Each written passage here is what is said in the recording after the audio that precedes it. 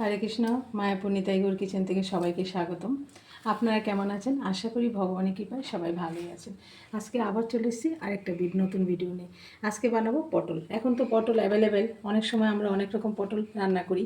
আজকে একটু অন্য ধরনের এই পটলটা রান্না করব। এই দেখুন, আমি পটলটাকে বানিয়ে নিয়েছি। একটা পটলকে 4 পিস করে দিয়েছি লম্বা করে। বানিয়ে ধুয়ে আমি একটু লবণ মেখে রেখেছি। আর এখানে নিয়েছি মটর ডাল বাটা। মটর ডাল বাটা বড়া করব। বড়া করে এই পটলের সবজিটা করব।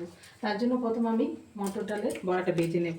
এই জন্য এখানে আমি অল্প পরিমাণে হলুদ গুঁড়ো আর এখানে স্বাদ মতো লবণ দিয়ে দিলাম, আর একটু কালো জিরে দিয়ে ভালোভাবে একটু ফেটিয়ে নিচ্ছি। ডালটা ফেটানো হয়ে গেছে। আমি এখন একটা কড়াই বসিয়ে দিয়েছি, ডালের বড়াটা ভেজে নিচ্ছি।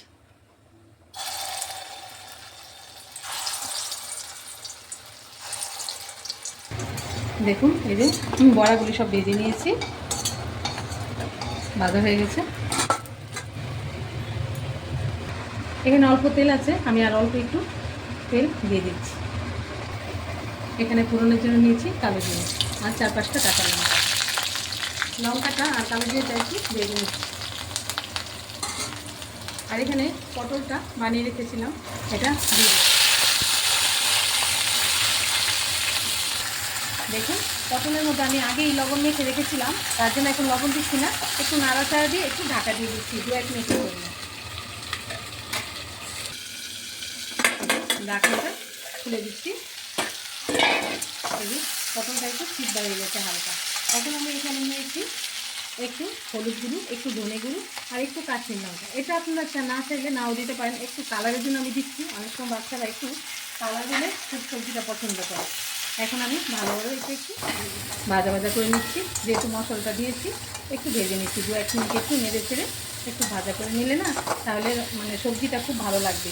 আর সবসময় আদা বাটা, জিরে বাটা, টমেটো দিয়ে এই জন্য একটু হালকা ধরনের এরকমভাবে সবজি রান্না করলে খুব ভালো লাগে। এরকম সবজিটা ভাজা ভাজা হয়ে গেছে। এখন আমি এর মধ্যে জল দিয়ে দিচ্ছি।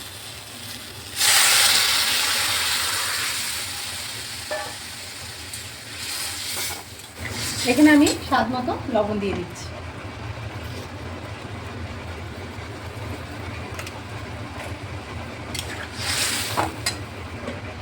আর একটু আমি এখানে একটু মিষ্টি দিয়ে দিচ্ছি। আপনারা একটু চিনি হালকা একটু দিয়ে দিলে ভালো লাগবে। এ দেখুন, জুসটা ফুটে উঠেছে, মানে অনেকটাই ফুটে গেছে। এখন আমি এখানে ভেজে রাখা বড়াগুলি দিয়ে দিচ্ছি।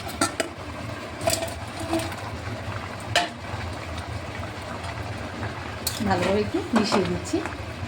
বড়াগুলি একটু ফুটবে আর বড়াগুলি অনেক বড় হয়ে যাবে। আর দেখুন, এই কাশ্মীর লঙ্কাটা দেওয়াতে না কালারটা মানে একটু লালচে কালার হয়েছে।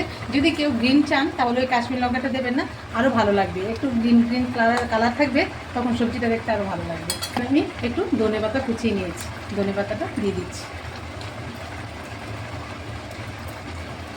হয়ে গেল পটল আর ডালের বড়ার সবজি। কত সুন্দর! এরকমভাবে ঘরে থাকা পটল দিয়ে এরকমভাবে আপনারা ট্রাই করতে পারেন, রান্না করে ভগবানকে ভোগ লাগিয়ে প্রসাদ পেতে পারেন। দেখুন, হয়ে গেছে, আমি নামিয়ে দিচ্ছি। দেখুন, রেডি হয়ে গেল পটল আর ডালের বড়ার সবজি, ঘরে থাকা উপকরণ দিয়ে। তাহলে আজকে ভিডিও এখানেই শেষ। আপনারা সবাই ভালো থাকবেন, সুস্থ থাকবেন। আবার দেখা হচ্ছে পরের ভিডিওতে। হরে কৃষ্ণ।